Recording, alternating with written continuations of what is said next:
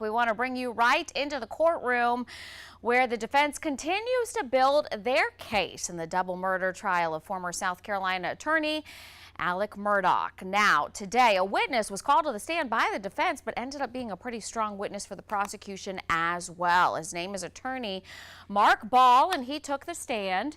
He is still an attorney at Alex's former law firm. Now, he told the jury that he and Alex had been friends for 34 years. Ball testified that after the murders on June 7th, Alex changed his story several times over whether he checked Maggie or Paul first.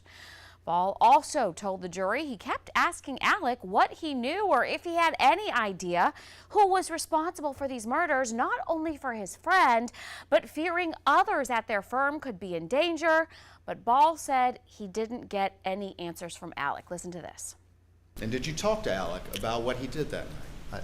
I don't know whether it was, I know on the couch we talked, but I talked to him several times, including before the masses got there, as to trying to figure out, do you know anything? Do you have any idea who did this? Because you were very concerned. You want to get to the bottom of this, right? Well, for a lot of reasons. For a lot of reasons.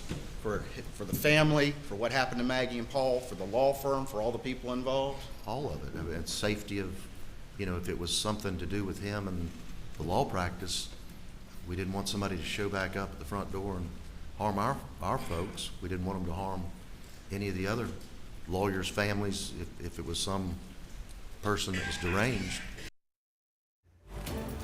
Well, that was prosecutor Creighton Waters asking questions there, but with 34 years of friendship, Mark Ball had a lot to say on the stand. He's still on the stand now. So for more on his testimony and what it was as well that the defense was looking to present with him, we want to go to our News 19's Kaylin Hagwood, who's live right outside of the courtroom with the very latest on what Ball had to say. Certainly a witness who's very close to Alex. Kaylin.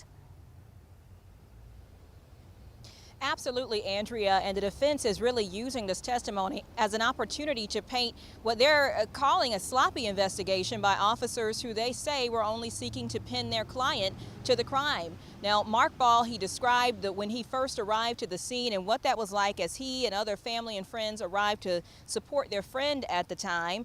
He says they drove right onto the property the night of the crime and even got close to the scene before state agents arrived. Now, at that time, he says Murdaugh seemed devastated. He was crying and fell into his arms, saying, "Look at what they did." Now, Ball also said he was upset by how the scene was left after officers responded, saying he was able to see part of Paul's remains laying on the ground near the kennels.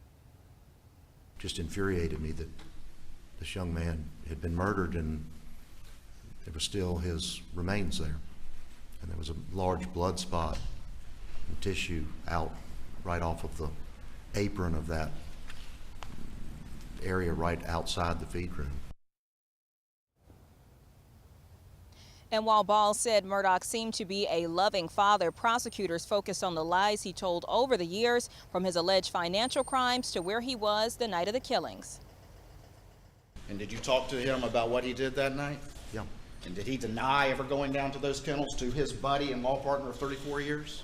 He said that he ate dinner, laid down on the couch, took a nap, and then left to check on him. And now you know that's not true from seeing the kennel video, right? I do.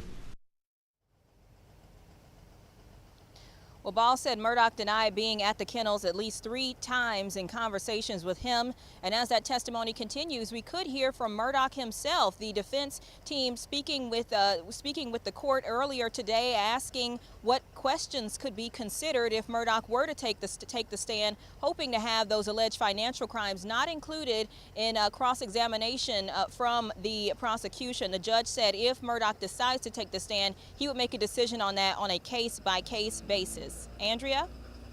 Yeah, it'll be very interesting as this week progresses, Kaylin, of if he does or does not take the stand. Thank you so much. We're going to let you get back in the courtroom, and as this trial continues to unfold, you can count on News 19 on air and online. That includes our WLTX Plus app, our YouTube page, and of course, WLTX.com.